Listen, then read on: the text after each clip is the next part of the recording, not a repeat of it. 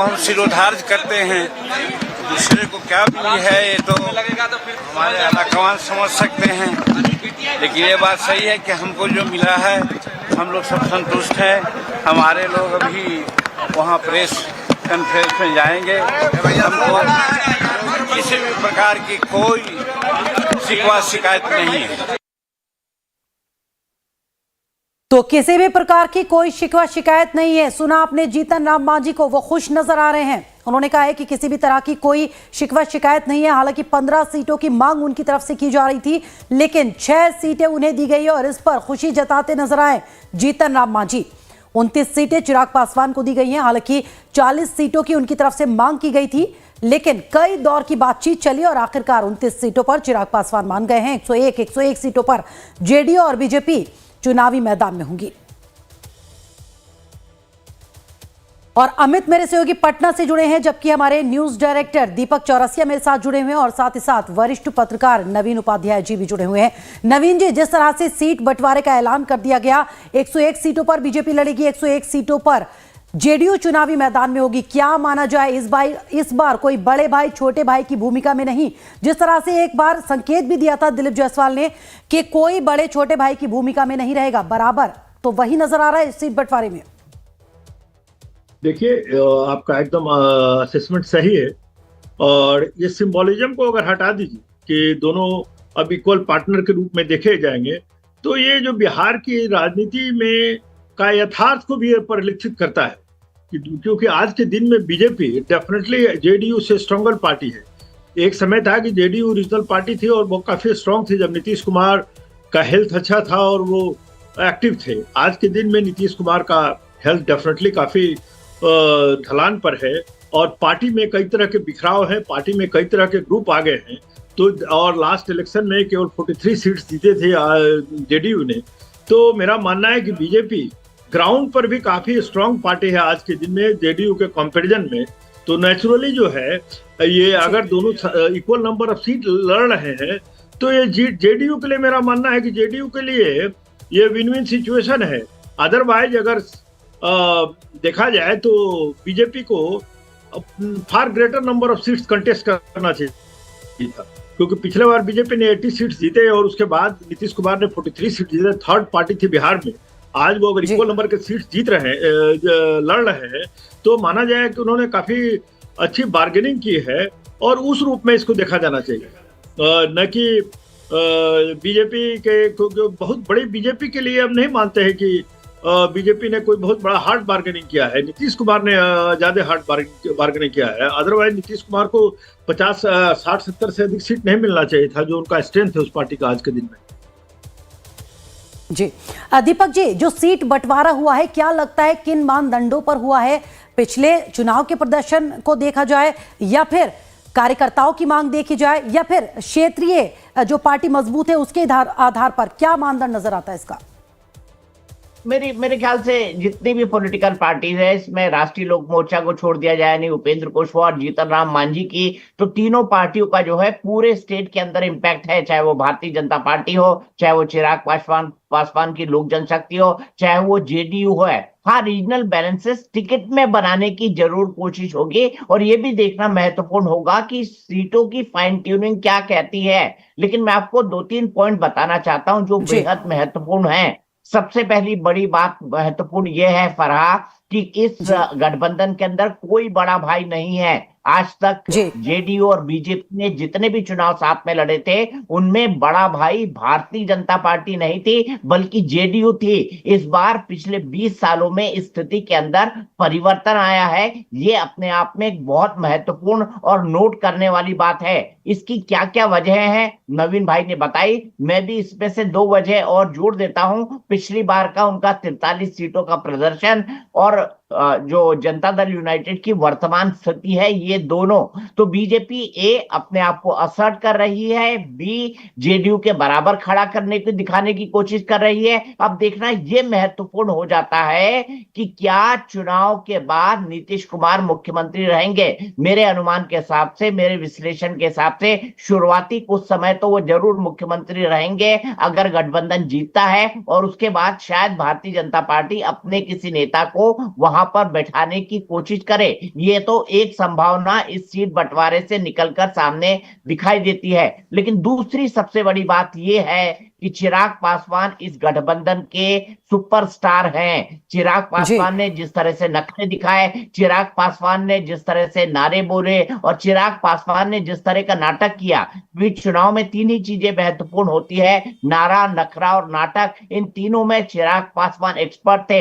उनको 29 सीटें दे दिया जाना पड़ा। ये इस बात को साबित करता है कि चिराग पासवान सुपरस्टार थे। चिराग पासवान ने पिछली बार के चुनाव में एक अलग धारा अपनाकर जो नुकसान एनडीए का किया, वो एनडीए जानता है कि चिराग पासवान का महत्व क्या है। इस बार वो किसी तरह का रिस्क नहीं लेना चाहते थे, इसीलिए 29 सीटें चिराग पासवान को दी गई है। जहां तक जीतन राम मांझी की बात है या फिर उपेंद्र कुशवाहा की बात है, तो यहां पर मैं यही कहना चाहूंगा कि दोनों की मजबूरी है कि अपने पॉलिटिकल अस्तित्व को बचाए रखने के लिए वो इस गठबंधन के साथ जुड़े रहें। ऐसा ही दोनों कर रहे हैं और देखना बेहद महत्वपूर्ण होगा कि इस सीट शेयरिंग में आगे निकल जाने के बाद, क्योंकि आपको याद होगा महागठबंधन की सीट शेयरिंग अभी नहीं है, सीट शेयरिंग में आगे निकल जाने के बाद बीजेपी क्या कैंपेन में भी आगे हो जाएगी, क्योंकि भारतीय जनता पार्टी स्टाइल से इस काम को करना चाहती थी, उन्होंने कर दिया। अब वो चाहती है कि एनडीए के कैंडिडेट का अनाउंसमेंट एक साथ हो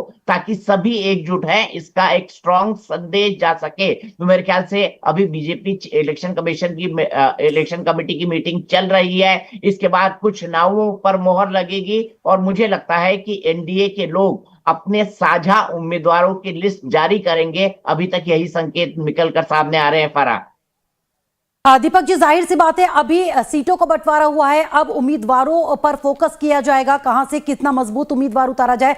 लेकिन अगर महागठबंधन की हम बात करें तो लगातार बैठकों का दौर वहां पर भी जारी है, अभी तक बंटवारे का ऐलान नहीं हुआ है, कुछ फाइनल नहीं आया है। क्या माना जाए, एनडीए के सीट बंटवारे के बाद अब महागठबंधन पर इसका कुछ दबाव पड़ता नजर आएगा? दबाव तो निसंदेह पड़ेगा, क्योंकि महागठबंधन का सीट बंटवारा जो है लेट हो चुका है। आप भूलिए मत, 10 तारीख से नॉमिनेशन की प्रक्रिया शुरू हो चुकी है और ऐसे समय जब नॉमिनेशन होना शुरू हो चुका है, ऐसे समय तक भी अगर आप सीट बंटवारा ना करें तो ये कोई बहुत अच्छा संकेत नहीं देता है। इसीलिए महागठबंधन की दिक्कत दूसरी है। महागठबंधन में जितने भी सहयोगी दल है, कांग्रेस चाहती है कि कम से कम उसे 60 सीटें दिए जाए। जो खबर जो निकलकर सामने आ रही है उसके हिसाब से आरजेडी उनको 60 सीट देने को राजी नहीं है, वो 50 से ज्यादा पर बढ़ना ही नहीं चाहती।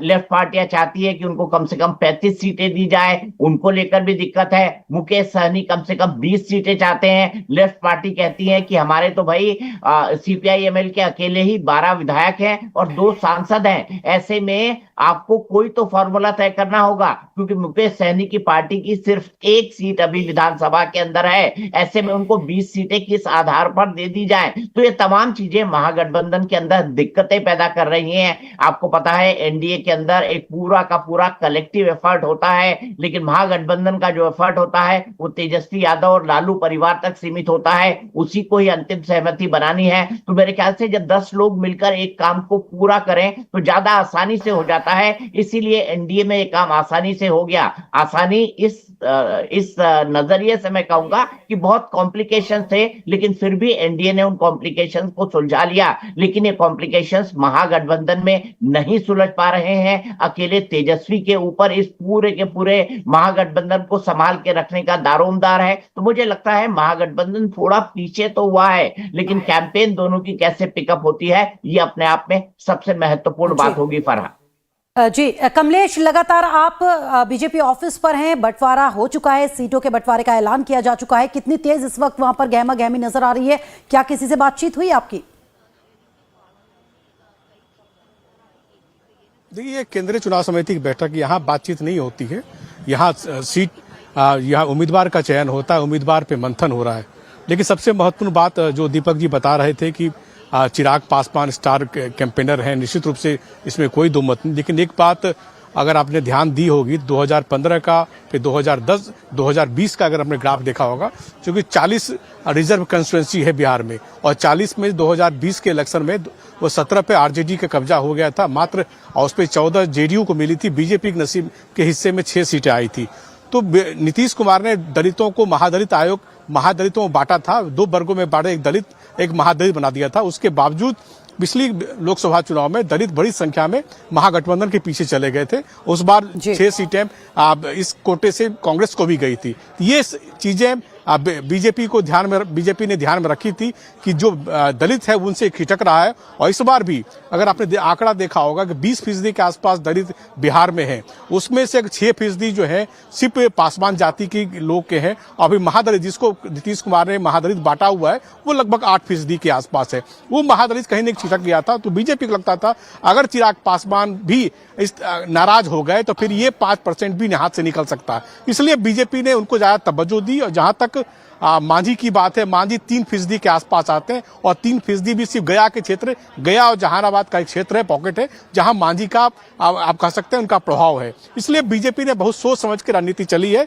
और तीसरी तरफ उपेंद्र कुशवाहा है। उपेंद्र कुशवाहा 8% जो लवकुश की जोड़ी है उसमें 3 बड़े नेता हैं। नीतीश कुमार सबसे बड़े नेता, उसके बाद अगर आप कहेंगे तो सम्राट चौधरी को भी बीजेपी बड़ा नेता मानती है लवकुश के समीकरण के हिसाब से। फिर उपेंद्र कुशवाहा, ये वही उपेंद्र कुशवाहा हैं जो पिछली बार 2024 के लोकसभा चुनाव अपनी सीट हार गए। तो यहाँ तक कि अपना न केवल सीट हार गए बल्कि उनको जो लवकुश का जो वोट बैंक काराकाट में बहुत बड़ी संख्या में उन्होंने लवकुश ने भी उनको वोट नहीं किया था। तो उसका इम्पैक्ट ये हुआ था कि उसके असर से लगभग 5 सीटें लोकसभा की सीटें बीजेपी हार गई थी। ये सब भी कैलकुलेशन बीजेपी ध्यान में रख के चल रही थी कि किसको कितनी सीटें देंगे, उसका कितना असर होगा। मुझे लगता है कि रामविलास चिराग पासवान को 29 सीट देने का मतलब यह है कि इनका जो स्ट्राइक रेट है काफी ज्यादा है।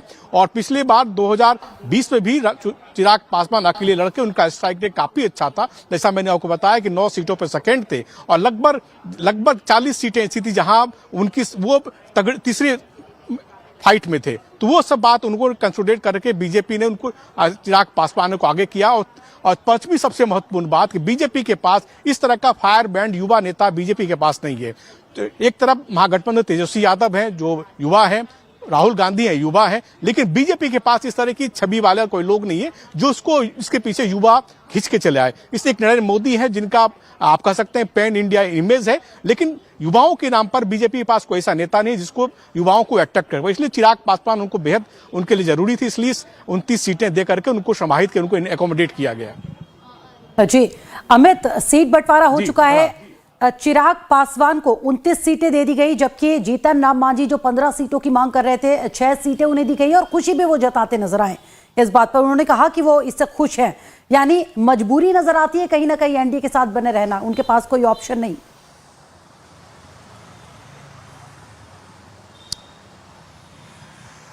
देखिए फराह कितना खुश है, वो तो जो बोल रहे थे उसी में उनका भारी मन दिखाई पड़ रहा था। तो अब उनके पास और कोई विकल्प भी नहीं है कि जीतन राम मांझी अपना नाराज़गी इसमें कुछ जाहिर कर सके, क्योंकि अब तो सब कुछ तय हो चुका है।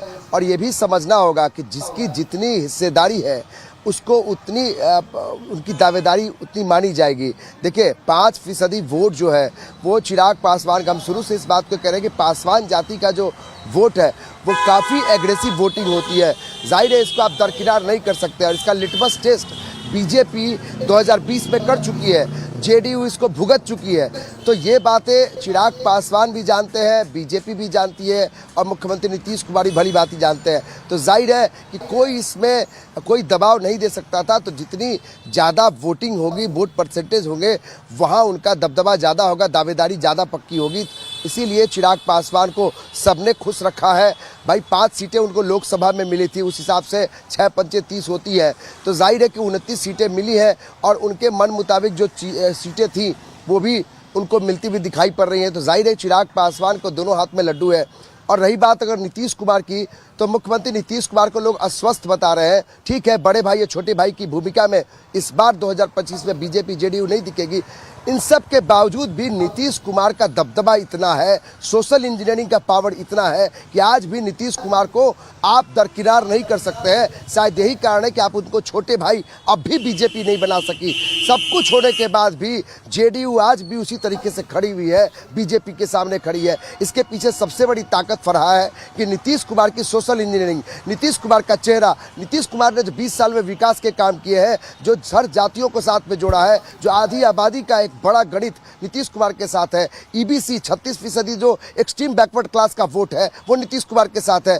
बीजेपी, प्रधानमंत्री नरेंद्र मोदी, गृह मंत्री अमित शाह इसको भली भांति जानते हैं कि अगर थोड़ा सा भी आप नीचे और छोटे और बड़े और छोटे की भाव रखेंगे तो फिर जो वोट है वो खिसक जाएगा, यानी जो पिछड़ा वोट है वो खिसक जाएगा। तो एक तरफ आपको पासवान वोट लेकर चलना है, दूसरी तरफ नीतीश कुमार का जो लॉकपुश का पावर है, इसके अलावा जो ईबीसी और आधी आबादी का जो शराबबंदी से लेकर महिला रोजगार योजना का जो एक फार्मूला है, ये काफी मजबूत कर जाता है। और कहीं ना कहीं ये जो बार्गेनिंग है वो नीतीश कुमार को अभी भी अपनी मजबूत पकड़, इतनी अस्वस्थता के बाद भी नीतीश कुमार 101 के बराबरी में खड़े हैं। इसके पीछे असली वजह यही है कि एक तरफ चिराग पासवान मजबूत इसलिए है कि उनके साथ पासवान जाती है और नीतीश कुमार के पास सोशल इंजीनियरिंग है। इस बात को न बीजेपी इनकार कर सकती है, न राजनीति के समझने वाले लोग इसको इनकार कर सकते हैं। फरहान। कमलेश, एनडीए की सीट व्यवस्था चुनावी अभियान और थीम को अब कैसे प्रभावित करेगी आगे? देखिए, बीजेपी कंपोजिट कैंपेनिंग करती है। कंपोजिट कैंपेनिंग का मतलब ये है कि बीजेपी के तमाम बड़े नेता हैं वो संयुक्त रूप से अभियान चलाएंगे। और आपने देखा होगा कि पीएम, प्रधानमंत्री जहां भी जाते हैं वो वहां अपने घटक दल के तमाम नेताओं को देखा होगा। इसलिए जो कैंपेनिंग का भी जो शेड्यूल तैयार किया जा रहा है उसमें प्रधानमंत्री नरेंद्र मोदी तो बड़ी सभा में होंगे, नीतीश कुमार भी होंगे, चिराग पासवान होंगे। तो ये संयुक्त रैली सभी पार्टियों की होगी। निश्चित रूप से इसका एक इम्पैक्ट होगा। ये दिखाने की कोशिश होगी कि इस पार्टी में जो अगड़ा पिछड़ा दलित महादलित सभी से एक को साथ लेके चलने की कोशिश होगी, उसका इम्पैक्ट होगा। और अभी जब सीट शेयरिंग, जब सीटों पर उम्मीदवारों का मंथन हो रहा है तो उसमें भी आप देखेंगे कि सोशल इंजीनियरिंग का बीजेपी की कैसा ध्यान रखती है। निश्चित रूप से सोशल, जो कि बिहार में सिर्फ चलता है वोट बैंक, सिर्फ चलता है अगर कोई आदमी पोलिंग बूथ पे जाता है तो उसके दिमाग में सिर्फ एक ही रहता है कि वो किस जात का कैंडिडेट है। वो निश्चित कितना ही विकास हुआ लेकिन वो चीज जो है काफी हावी हो जाती है। इसलिए बीजेपी इस चीज को बखूबी जानती है। इसलिए अभी जो सीट जो कैंडिडेट का सिलेक्शन होगा उसमें आप देखिएगा सोशल इंजीनियरिंग का बहुत बेहतरीन इस्तेमाल बीजेपी करने जा रही है। उसके साथ साथ अभी सीट शेयरिंग का जो भी हुआ उसको सोशल इंजीनियरिंग को ध्यान में रखते हुए किया गया है। तो ऐसी स्थिति में जो 2024 के लोकसभा चुनाव में जो ईबीसी वोट बैंक और दलित एक तरह से पार्टी से छिटक कर महागठबंधन की ओर गया था, उसको अपने पाले में लाने की कोशिश हो रही है। उसका एक नजरिया है कि आपने देखा 29 सीट रामविलास चिराग पासवान को देगी, जो रामविलास पासवान की पार्टी से आते हैं, लोकसभा से आते हैं। ऐसी स्थिति में आप यही देखिएगा कि सुबह जब लिस्ट जारी होती है बीजेपी की, उसमें भी वही इंजीनियरिंग दिखेगा। और जो संयुक्त रूप से बीजेपी और एनडीए अपना उम्मीदवारों की लिस्ट जारी, चूंकि एक जगह अगर बीजेपी सुबह अगर जारी करेगी अपनी लिस्ट, हो सकता है उसी वक्त आपको जेडीयू भी जारी कर रही होगी। तो ये भी कोशिश होगी कि एक साथ दिखाने की कोशिश है कि कोई मतैक नहीं, कोई ऐसा कोई डिफरेंसेस नहीं, सबको एक साथ चलने की ये जो दम है वो दिखाने की कोशिश भाजपा और जेडीयू की तरफ से दिखाई देगी। अब जी कमलेश, लौटती हूं आपके पास। और जीतन राम मांझी सीट बंटवारे के बाद उन्होंने इस पर खुशी जताई थी। उन्होंने कहा था कि इससे कोई शिकायत नहीं है, लेकिन अब एक बार फिर से जीतन राम मांझी का एक और उससे अलग बयान आया, पहले वो आपको सुनवा देते हैं। कमान ने जो तय किया, निर्णय किया, वो निर्णय शिरोधार्य है, लेकिन 6 सीट दे करके हमारे जो महत्व है उसको उन्होंने कम करके आंका है, जिसका हो सकता है कि खामियाजा भुगतना पड़े हमारे एनडीए को। नवीन जी, सुना आपने जीतन राम मांझी ने क्या कहा कि हमें 6 सीटें दी हैं, हमें कम करके आंका गया है, जिसका हो सकता है खामियाजा भुगतना पड़े एनडीए को। क्या निकाला जाए इसका मतलब? नाराजगी वहीं की वहीं। मुझे हंसी आ रही है क्योंकि अभी जो 5 मिनट पहले एयरपोर्ट उतरने के बाद जो उन्होंने स्टेटमेंट दिया था उसमें उन्होंने कहा था कि एक सीट जब हमको लोकसभा इलेक्शन में मिला था उस समय भी हमको कोई गिला शिकवा नहीं था, और आज के दिन में जब हमको कोई 6 सीट भी दिया गया है तो ये आला कमान का फैसला शिरोधार्य है। और with in 5 minute Jitan Ram Manjhi को यह एहसास हो गया कि उनको 6 सीट जो दी गई है उसका खामियाजा एनडीए को भुगतना पड़ेगा। तो ये देखिए कितने इनके स्टैंड क्विकली शिफ्ट होते हैं। इसका कारण ये है कि जब वो कैमरा से हटकर और बाहर निकले होंगे तो उनके पार्टी के जो सपोर्ट बेस है और जो लोग टिकट सीकर्स थे उन्होंने उनकी क्लास लगाई होगी कि आप इस तरीके से बोलकर हम लोग का अपमान कर रहे हैं, और नेचुरली इन्होंने इसके बाद अपना ट्यून चेंज किया। लेकिन मैंने इस प्रोग्राम में पहले भी कहा इस बात को कि जीतन राम मांझी का तो नहीं, लेकिन जो उपेंद्र कुशवाहा को 6 सीट दी गई है उसका एडवर्स इम्पैक्ट कुशवाहा वोट के मोबिलाइजेशन में पड़ेगा बिहार में। और जो आपके सहयोगी भी बता रहे थे कि दलित वोट का बिखराव हुआ था पिछले इलेक्शन में, वो सही कह रहे थे। दलित वोट का एक साइजेबल तबका जो है वो चला गया था आपको आरजेडी की तरफ। और देखिए, जो पासवान से हटकर 20% बिहार में जो दलित वोटर्स हैं उसमें चिराग पासवान को 5 से 6%, 7% तक पहुंच है उनकी। और सब जो वोट है दलित वोट, उसमें जो फ्रिंज एरिया बिहार के हैं, जो भभुआ चाहे वो सब एरिया जो है, तो वो सब एरिया में मायावती अपना कैंडिडेट खड़ा करती है और उनको साइजेबल वोट मिलता है। तो ये करीब 12, 13, 14% जो दलित वोट है वो अप फॉर ग्रैब रहता है। उसमें 2-3% का जीतन राम मांझी का वर्चस्व है, लेकिन 10% वोट ऐसे हैं जिसमें आरजेडी को साइजेबल वोट मिल सकता है। तो जो जीतन राम मांझी कह रहे हैं ये इनको कुंठा है। और मेरा मानना है कि टू सर्टेन एक्सटेंट वो दलित वोट्स और कुशवाहा वोट्स में, ये आपको दलित वोट्स का जहां तक सवाल है, सेंट्रल मगध रेंज में जो गया हुआ के आसपास का इलाका है जहां पर इनका पहुंच है, उस पर इम्पैक्ट पड़ सकता है। और पैन बिहार में ये कुशवाहा वोट पर डेफिनेटली इस बार मेरा मानना है कि इम्पैक्ट पड़ेगा। जी कमलेश, पहले तो कह रहे थे कुछ किसी से शिकायत नहीं है, लेकिन अब जो जीतन राम मांझी का बयान सामने आया, क्या माना जाए कि उन्हें भी ये लग रहा है कि चिराग पासवान ने जिस तरह से जिद की और वो ज्यादा सीटों की मांग कर रहे थे, कहीं ना कहीं उनको देखते हुए उन्हें मनाया गया, 29 सीटें दे दी गई। तो क्या ये लग रहा होगा इनको भी कि शायद दबाव बनाने की और ज्यादा जरूरत थी, सीटें शायद बढ़ जाती?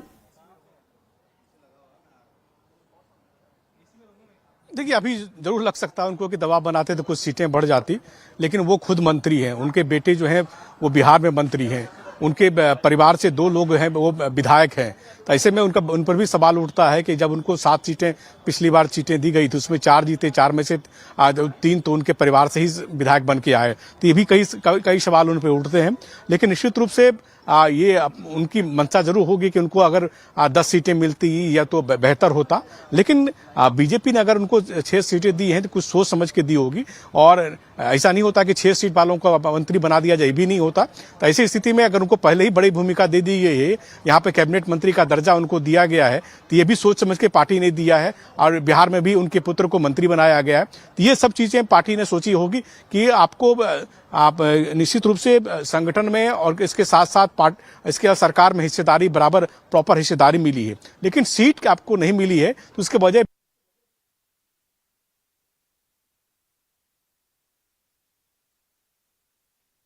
और अमित भी मेरे सहयोगी लगातार बने हुए हैं। अमित, सीट बंटवारे के बाद बिहार में, खासतौर से पटना में, कितनी तेज सरगर्मियां इस वक्त नजर आ रही हैं?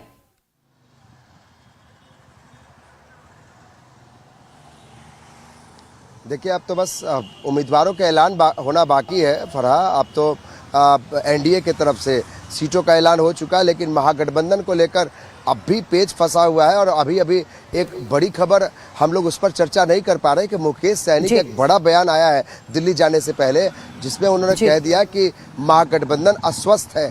तो ये एक बहुत बड़ा बयान है कि एक तरफ देखिए एनडीए अपने सीट बंटवारे का ऐलान कर चुकी, और महागठबंधन के जो एक साथी हैं जो अति पिछड़ा समाज से आते हैं, मुकेश सहनी, जिनको लेकर कांग्रेस बहुत नाराज है, वो अभी एयरपोर्ट पर जब दिल्ली रवाना हो रहे थे तो उन्होंने मीडिया से बातचीत में कहा कि महागठबंधन जो है अस्वस्थ हो गई है, इसीलिए हम वहाँ डॉक्टरों से इलाज कराने दिल्ली जा रहे हैं, सारे डॉक्टर दिल्ली में।